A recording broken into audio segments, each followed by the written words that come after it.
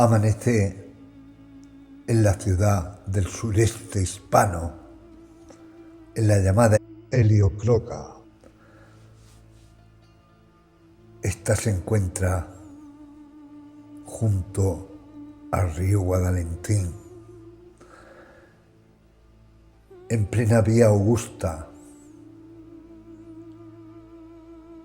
que tiene una longitud de 1500 kilómetros y que va desde Cádiz, bordeando el Mediterráneo, hasta la Junquera, donde se prolonga con la vía Domitria y que bordea la costa del sur de Italia, hasta Roma. Aquí estamos viendo imágenes de la vía Augusta, que, como les digo, va justo a las orillas del río, y que no hace mucho se encontró una columna, un mojón de piedra de altura considerable, donde nos indicaba el año en el que estábamos y el kilómetro exacto de la vía.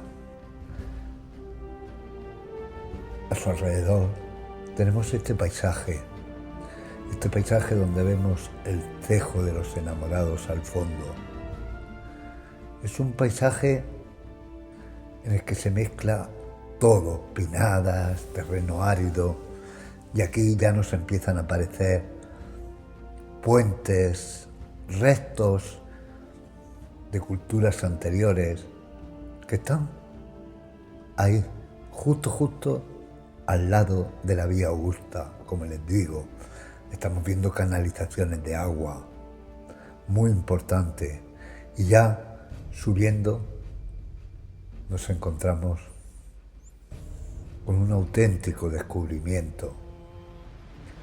Una villa, quizá la villa más importante de las que había por esta zona. Estoy hablando de la Quintilla.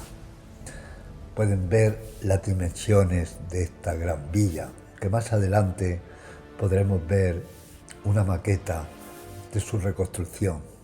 Pero aquí estamos viendo en su sitio donde está, porque, señoras y señores, esta villa tenía todo lo que exigían los romanos para la construcción de una gran casa, es decir, terreno de regadío, bancales también para poder sembrar el grano, también había olivos, también había terreno para el ganado y agua por todos sitios, que bajaba de un nacimiento, el nacimiento del Cejo. Enseguida vamos a poder ver ese agua que me refiero. Pero ahora nos centramos aquí, en estos olivos que estamos viendo, en estos restos arqueológicos de gran importancia que actualmente están enterrados. Y vean la vegetación. Es una zona privilegiada, en alto. Aquí vemos el aire de esta zona. Ay, un oxígeno puro, ya que tenemos una pinada impresionante, quizás la mejor pinada que existe ahora mismo en esta heliocraca moderna llamada Lorca. Y aquí, volviendo al tema del agua, vamos a ver un pequeño arco que ya lo tenemos, y ese arco es por donde venía el agua para las termas. Sí, esta casa tenía sus termas, eran calentadas por los sirvientes para el gozo de los señores. Y vuelvo al olivo. Miren, este olivo es un olivo milenario. Se ha conservado a través de los siglos y ahora mismo tiene 6 metros de diámetro y un tronco totalmente dividido, y otro árbol importante en las villas romanas, el ciprés. ¿Quién nos recuerda esos caminos llenos de cipreses? Y el agua. Nuevamente vuelvo a hablar del agua. Vida, diría yo. Aquí se está almacenando para posteriormente, bueno, se almacena, como ven ustedes, por unos canalillos de piedra que no sé si se pueden observar bien, pero ahí están unos canalillos de piedra, y posteriormente este agua va al lavadero. Ven esas piedras de sillería inclinadas para facilitar el lavado de la ropa. Una villa completa. Y de aquí nos vamos al Museo Arqueológico. Aquí se van guardando esas piezas que actualmente no están ya en la Quintilla, aunque hay muchísimas todavía enterradas.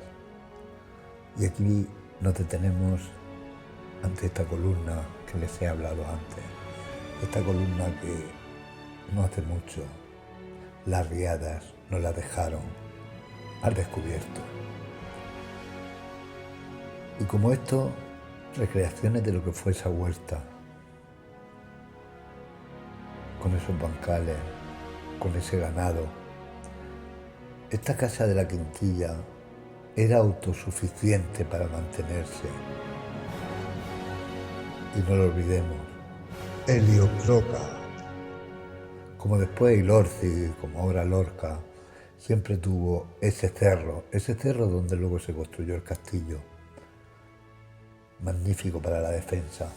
Aquí estamos viendo, o acabamos de ver, un mosaico de la Quintilla. Y aquí volvemos a ver otra vez el cerro. Miren, algunos de los mosaicos que fueron extraídos del campo de arqueología y luego montados, como este pez, se conservan aquí. Y se conservan también, como les digo, réplicas de las pinturas. Y ahora sí, aquí tenemos a esta villa, aquí la tenemos. Ven una parte, esta, de los señores y otra parte para el servicio. Así es como podemos, con la información que tenemos, definirla. Grandes salones. Precisamente este salón tenemos sus pinturas. Nos encontramos en la sala 7 del Museo Arqueológico Municipal de Lorca, donde se encuentran restos o evidencias de las excavaciones que se realizaron en la Quintilla en el finales del siglo pasado y principios del siglo en el que estamos. La villa de la Quintilla se encuentra a 4 kilómetros de Lorca y fue descubierta al final del siglo XIX. El año exacto creo que fue en torno a 1870-75. La descubrieron al hacer plantaciones para olivos y digamos que la noticia pasó a Lorca y se enteraron profesores del instituto desde aquel momento, subieron y estuvieron haciendo dibujos, hicieron fotografías y comunicaron los hallazgos tanto a la Academia de la Historia como sería la Comisión de Monumentos en Murcia. Esa primera documentación se tiene en los archivos y luego además se sabe que también se hicieron intervenciones por esta gente y posteriormente se destruyeron algunos de los mosaicos porque se ha constatado en las excavaciones que se han hecho después. Como es mi primer acercamiento o conocimiento de la villa romana de la Quintilla, bueno, pues era estudiante, estaba estudiando arqueología clásica y el profesor de la universidad, Sebastián Ramallo, le concedieron hacer una intervención, una primera intervención era el año 81 en la Quintilla y nos incorporamos algunos de sus alumnos. Algunos éramos de Lorca, otros venían de otros sitios y fue muy interesante y luego además creo que inolvidable el excavar un sitio. La excavación se planteó porque se veían una línea de tesela, que son las pequeñas piedrecitas que componen un mosaico, se veía en el perfil del camino. Entonces se hizo una intervención en lo que luego se extrajo el sitio por donde se entraba a la villa, que era el atrio. Se excavó el atrio, se excavó el impluvium, que es donde se recogía el agua, tenían unos mosaicos geométricos de tesela blanco y negro, y estuvimos, pues, los últimos días de esta intervención fueron por la Navidad. Hicimos muy buenas migas con todos los que estábamos porque éramos amigos, y a partir de ese momento se decidió desde la universidad y este profesor pedir un permiso oficial, con el permiso de los dueños, evidentemente, para intervenir de forma continuada en el lugar.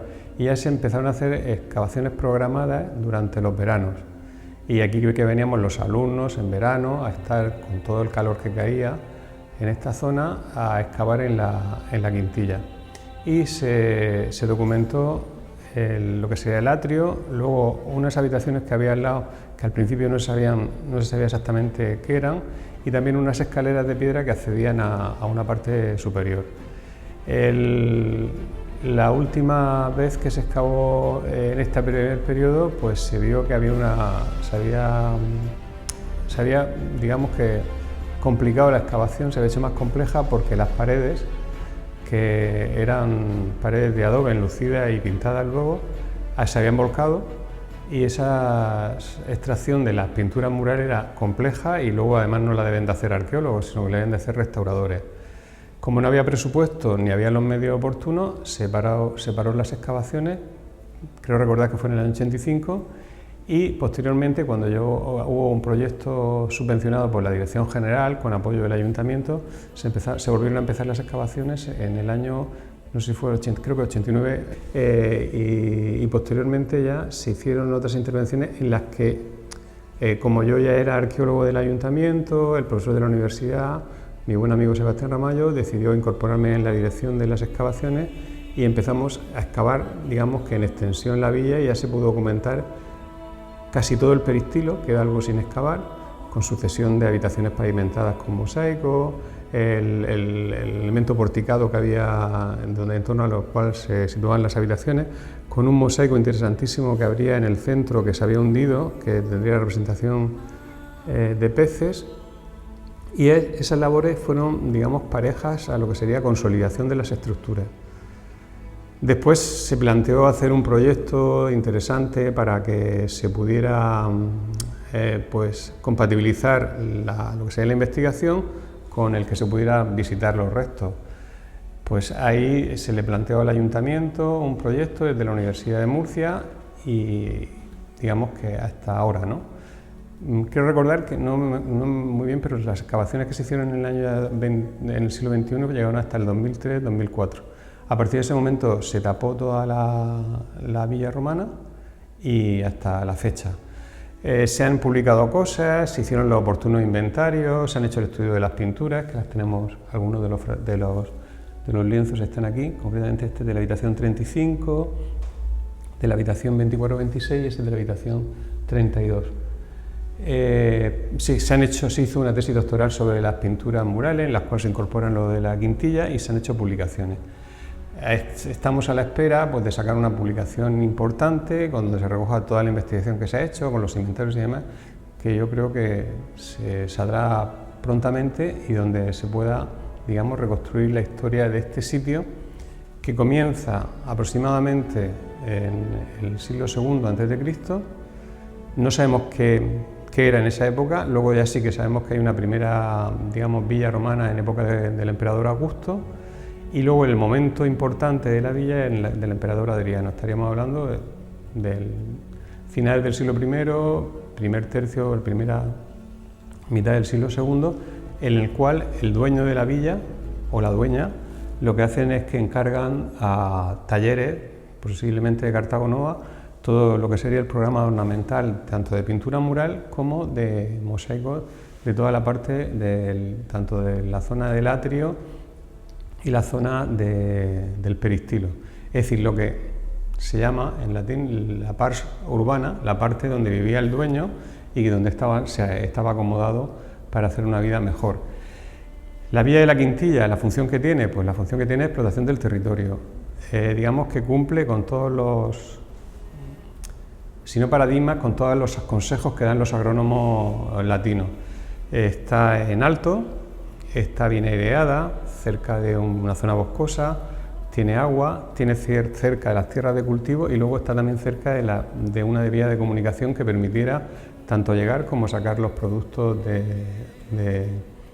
del sitio. Y luego, bueno, pues tienen las dos partes que tiene normalmente una villa de este tipo, que es la parte urbana, que es donde se vivía, donde hacía la vida del señor y la gente de su familia, y luego tiene la parte fructuaria, que es decir, la zona de servicios, donde están las zonas de almacenamiento, la zona de establos, etcétera, ¿no? Que es donde vivirían los siervos, la gente que, digamos, que explotaba el territorio a las órdenes de este señor. Con respecto a restos arqueológicos, lo más importante son los restos, tanto los mosaicos que están in situ, como las pinturas murales.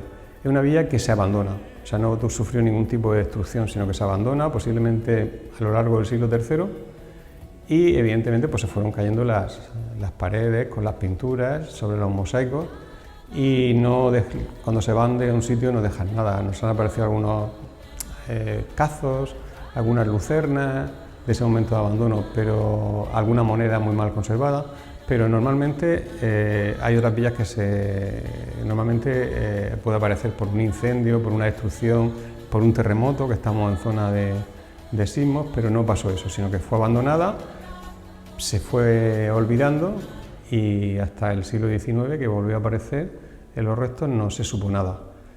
El nombre, pues el paraje normalmente es la Quinquilla, o sea que el nombre debe ser Quinquilla, que además viene de una raíz latina. Y luego creo que en el documento en el cual mandan a la Academia de la Historia diciendo los restos que han aparecido y que hicieron un informe, aparece también el término el romano. O sea que ya había pervivido, digamos, que en el recuerdo de la gente el nombre de que había restos antiguos, y además no con el nombre no se pone morería, moro, tal, sino que en este caso es el romano. O sea que estamos yéndonos a lo que sería esta época antigua, de la antigüedad. Y esta villa también hay que tener en cuenta que de alguna manera estaría relacionada con Heliocroca, que sea la población más cercana, que estaba a 4 kilómetros, que estaba en el subsuelo, bueno, que actualmente está en el subsuelo de Lorca, y que sería el municipio que, digamos, que centraría la población urbana, y luego la población de las rurales estaría en las villas romanas. Pues aquí tenemos el agua, el cejo de los enamorados, el punto de referencia para que esta villa tuviera vida. Y con esto terminamos nuestro recorrido por la Vía Augusta y la Villa de la Quintilla.